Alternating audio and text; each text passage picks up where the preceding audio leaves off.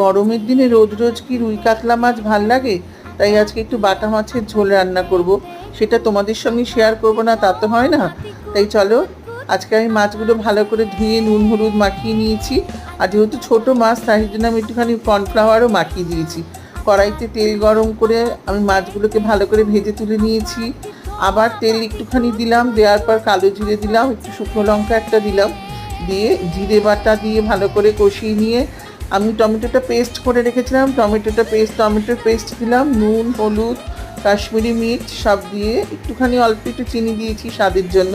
ভালো করে নাড়াচাড়া দিয়ে বাটা মাছগুলো দিয়ে দিলাম। আর খুব সামান্য একটু জল দিলাম যাতে মাছটা গায়ে গায়ে হয়, কারণ রোজ রোজ ঝোল আর ভালো লাগছে না, তাই একটু গায়ে গায়ে করার জন্য করলাম। তো মাছটা আমার হয়ে গেল, ফুটে উঠলো যেই মাছটা আমি নামিয়ে দিলাম। মাছটা কিন্তু খেতে ভালোই লেগেছিলো, অনেক দিন বাদে বাটা মাছ খেলাম তাই আরোই ভালো লেগেছিলো।